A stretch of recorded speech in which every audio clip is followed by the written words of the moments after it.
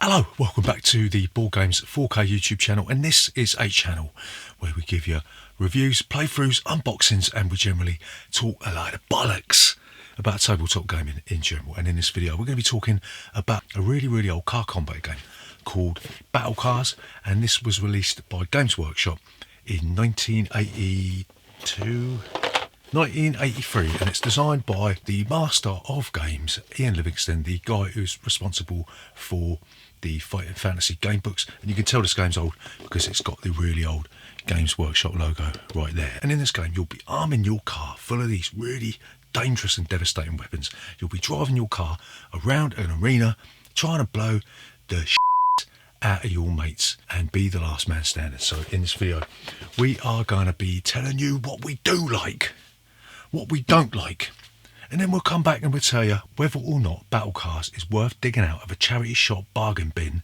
today and in the future. So remember, if you're new here, then please consider subscribing to our channel. Leave a comment in that section down below, and we'll see you after this.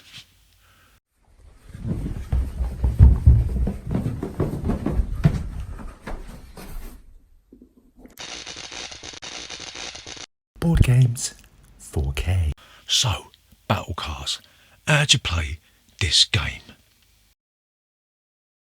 The first thing you'll do, you'll take a player sheet that has a car displayed on it, and you'll notice that the car is comprised of loads of little different compartments, and this is where you'll be placing weapons to blow the crap out of all the other players, right? And you'll also be able to put a certain amount of armour in the car, and the way it works is that each weapon token, item token, will be of a certain size, and it's sort of like it's a mini game of tetrominos or tetraminos or whatever you want to call it, and you can only place weapons that can fit into that certain slot, right? So different items give you different special abilities. So a supercharger, for example, will allow you to add 1 point of acceleration. Auto steer will allow you to corner more safely at high speeds, and a gunnery computer will add 1 to the chance of hitting a target. So once everybody has armed their car and sorted out all the damage markers and all that sort of stuff, then the game will commence. And the first thing that you'll do is you will secretly choose a speed that your car is going to drive at. And what you'll do, you'll take a speed counter and you'll put it on the speed track face down, and that is the speed that you will be travelling at this turn. So nobody knows what the other player's speed is going to be, right? So what you'll do, you will then move, and then you will fire at somebody if you can, right? When you move, you will have to move the exact number that you chose on your speed track. There's rules for acceleration, there's rules for reversing, 3-point turns and all that sort of thing, and there's also rules for cornering. So when you turn a corner, you will check to see the degrees that you are trying to corner, and obviously the tighter the corner, the more difficult it's going to be, and then you'll have to test to see if you skid out by rolling a die. This is affected by whether or not you've got auto steer, with the sort of stuff that's in the road like oil and all that sort of stuff, and if you skid out you'll drift away from your trajectory. There's also rules for crashing and ramming. When you fire a weapon you have to have line of sight. There's certain things that will obstruct your view, like smoke and obviously terrain like trees and buildings and all that sort of stuff. You've got passive weapons, which are sort of smoke, oil and all that sort of thing, and then you've got missile weapons, which are flamethrowers and missiles. So what you'll do, you'll nominate a target, you'll make sure that you've got a line of sight, and then you will calculate the range, the distance between you and your target. You'll fire the weapon, and then you will check to see if you hit. You'll roll a certain number of dice dependent on the severity of the weapon. So obviously rockets do more damage, or got more chance of doing damage than, say, a machine gun, right? So then you'll calculate your damage, and again, this is all, you'll roll a certain number of dice and take that amount of damage on the side that your car is facing. And obviously again, this is going to be more if it's a more dangerous weapon like a rocket or a flamethrower than, say, a machine gun. And then what you do, you record, if you've taken any damage, you'll record the damage on with these little red markers on the side of the car, right? And once the armour on your car has been destroyed, then you, and also anything that's inside your car, like your targeting computer or any weapons, are vulnerable to being blown up, and that can be really bad. So there are also rules for getting out your car. If you can get out your car and you can run, every person is given a pedestrian card, and you've got a machine gun, and you can run around acting like a crazy loon and maybe go and have a quick beer while somebody's getting their arse handed to them, you know what I mean? So this is a last man standing game, so the last person to survive in one piece will be the winner of Battlecars. So what do we like about Battlecars? So the first thing that we like about it is the way that the board and the game changes from play to play, and you can set the game up however you like. You've got these 2 player boards that you can slot together side by side, and then you've got these little tiny cardboard chits that you can arrange the terrain as you see fit. So you've also got rules in the back of the rule book for arena combat, like in the old Car Wars thing up here, and you've also got rules in the rule book for mission plots. So there's a great variety of different scenarios, different setups that you can have in Battlecars. So the second thing that we really like about Battlecars is the way that it's really easy to set your car up.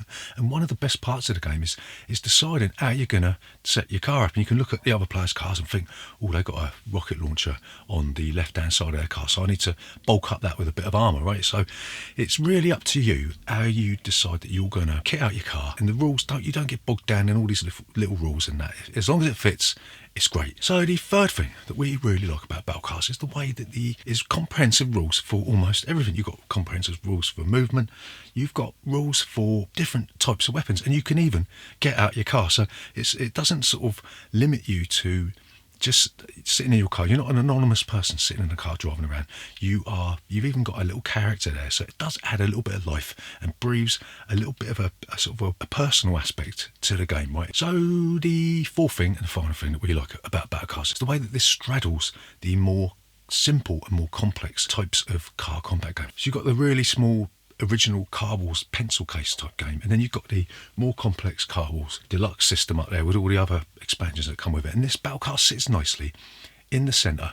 It's not too simple and it's not too complex, so it really does. It's almost like what these 2 other games should have been. There should have been a nice, easy, more broad type of car combat game, and we really like that about Battlecars. So what don't we like about Battlecars?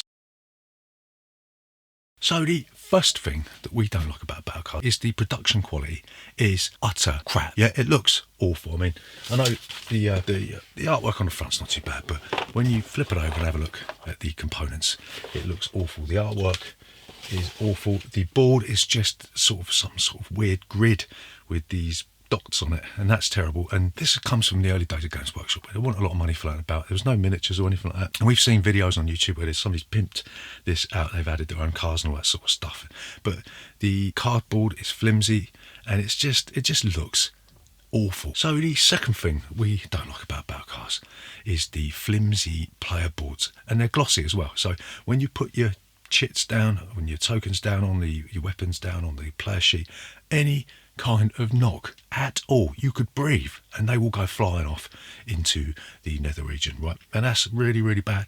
I don't know how they could, back in the day, they could have at least had a matte, if that makes sense. The components, insofar as the player mats, it's sort of terraforming Mars direness, you know, that's how bad it is. So the third thing that we don't like about Battlecars is it's essentially just a Car Wars clone, right? And if you've already got Car Wars, that's where you've come from. There's really no point in playing Battlecars because you've got essentially the same game. Okay, like we said, it sits in the centre between easy Car Wars and more complex Car Wars. But if you do own either of them, is there really any point to sort of playing Battlecars? No. So the final thing that we don't like about Battlecars is that the rules can seem a little bit convoluted for a game that's that basic. The rulebook isn't the greatest in the world. It's actually sort of nearly 16 pages long, and it's almost like they've tried to make it appear more complex than it actually is. And it would have been better had Ian Livingstone maybe gone back and rewritten the rules and made it more simple to understand, because essentially all you're doing is you're driving around, moving, and then blowing the shit out of somebody, and that's all it is. But the rulebook makes it look like there's more to it. Like it tries to sort of add these fake layers of depth, and it's not really there. It's just made up to maybe, I don't know, entice these sort of war gamers in the early 80s into this sort of game. But yeah, the rulebook sucks. So to summarise, is Battlecars worth playing today and in the future?